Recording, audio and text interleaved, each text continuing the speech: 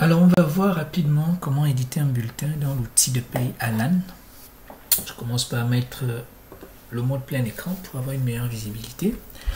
Alors, pour faire le bulletin, il est indispensable de faire d'abord de passer par la case pointage. Donc, je viens dans le pointage.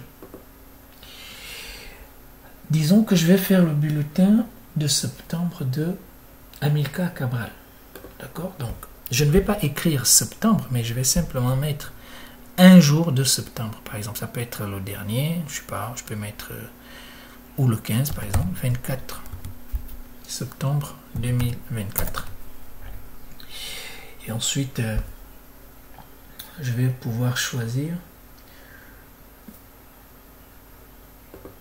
le nom de la personne. Donc, par exemple, Amilcar Cabral.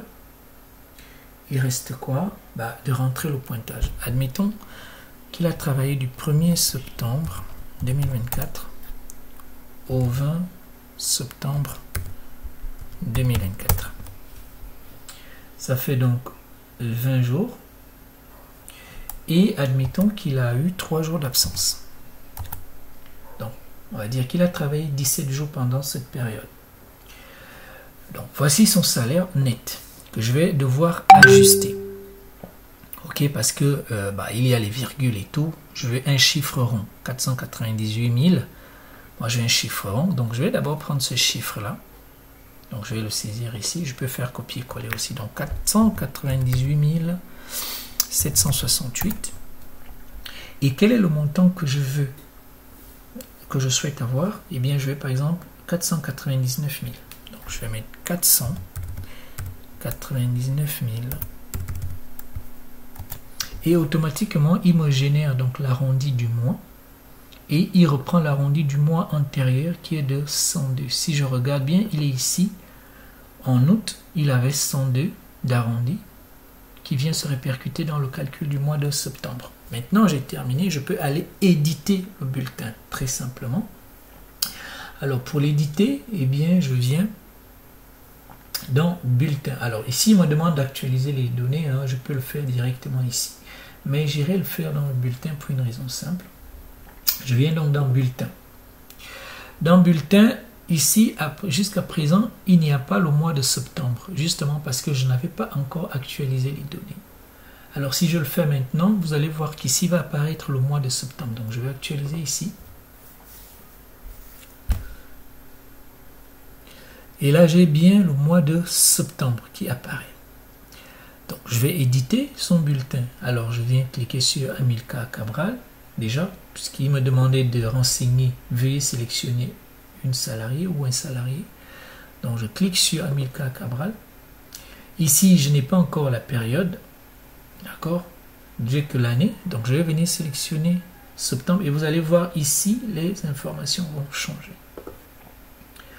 Voilà. Donc, là, j'ai automatiquement son bulletin avec les jours d'absence ici.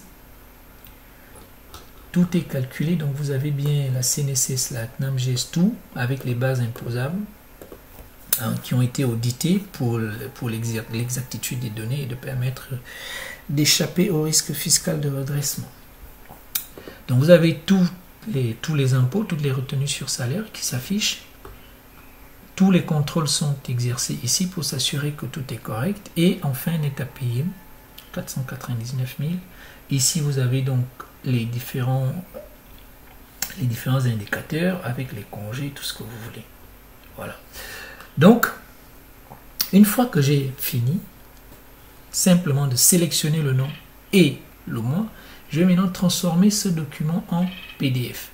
Alors, le document viendra dans pointage, donc paye 2024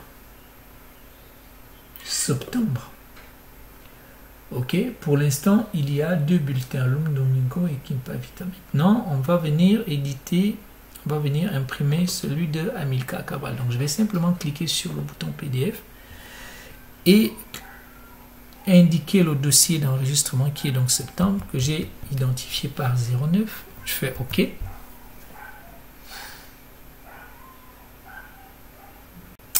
Et automatiquement, j'ai mon bulletin ici en PDF et je peux venir le vérifier qui est là.